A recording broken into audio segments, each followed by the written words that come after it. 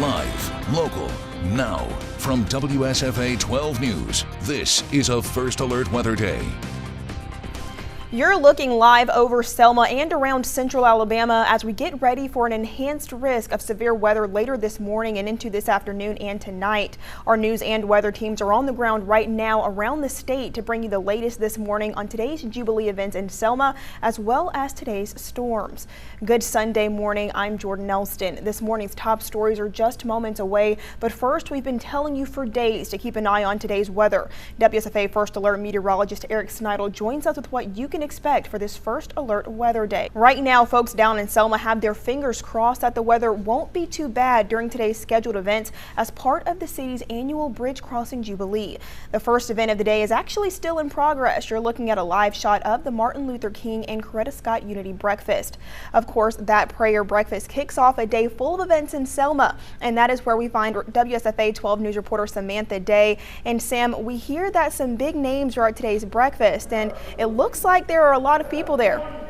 Thanks so much, Sam. We're going to check back in with her later on in the show. Now, as you can imagine, all of those people in Selma for the Jubilee is pretty good news for the city's bank account. And it's the biggest event the city hosts every single year, with thousands of people traveling to Selma from around the country. Many of them are staying in nearby hotels, eating at local restaurants, and shopping at local stores. When asked, officials with the city say the annual Jubilee has a positive impact on Selma's economy.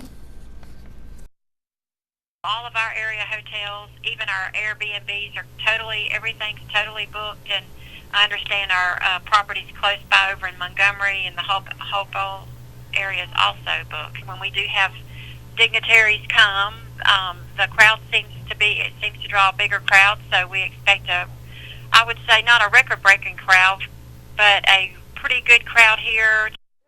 Again, city officials are estimating anywhere between 30,000 to 45,000 people will be at the Bridge Crossing event this afternoon.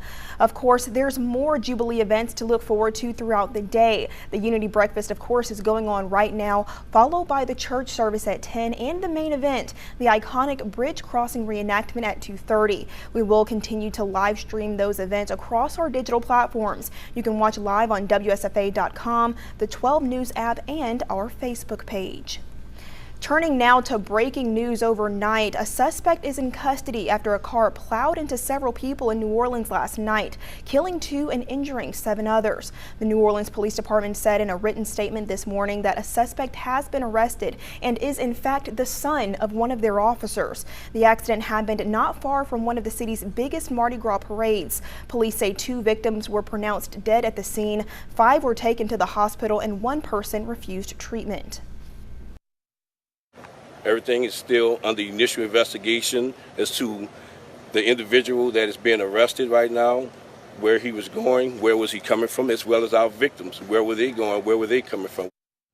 Right now, 3 victims are said to be in critical condition. As for the suspect, he's facing several charges, including vehicular homicide, hit and run, and reckless operation. After 4 guns were found in Montgomery schools over the past week, a prayer walk was held at Washington Park on Saturday morning. Mayor Strange pointed to this walk as an event the community could use to get together to combat guns and violence in schools in light of this week's incidents. However, the event was originally organized after 16-year-old Jalen Saunders was killed in Montgomery last month. Many people at the walk said that they are trying to reach the youth as well as their parents to let them know that guns and violence are not the answer and that it's time to come together as a community. I think in reference to the kids with the guns in the schools or the kids in the community, it takes a community sometimes to raise our children, and one important point was for Christian men and women to stand up, and the child may not be your own, but it is your own, because these children have such an impact on their neighborhoods, on their families, their neighborhoods, their churches, their Montgomery, the future of Montgomery. Organizers say that they are planning a prayer walk for the first Saturday of every month.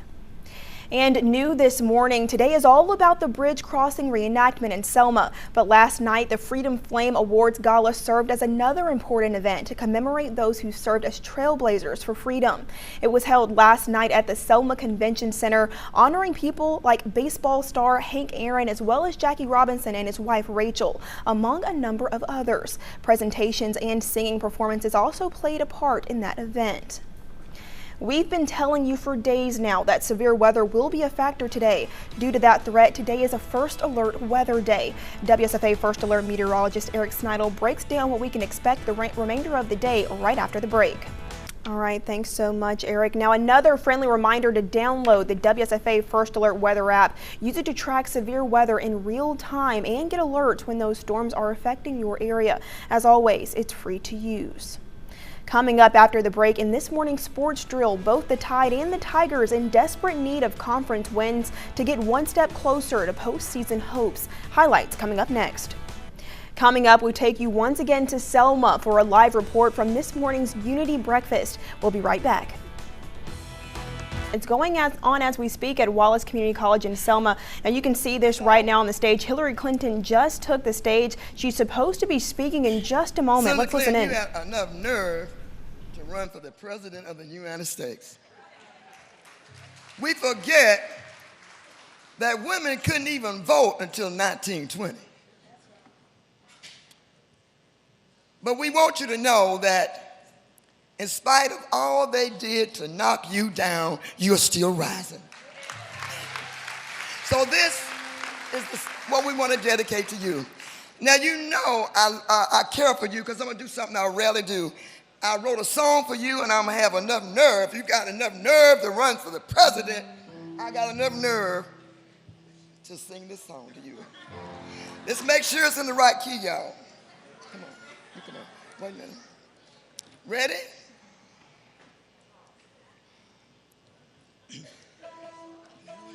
Wait a minute. I gotta get the right key, y'all. If not, I'll mess up. Yeah. It's too high. Let me start it off.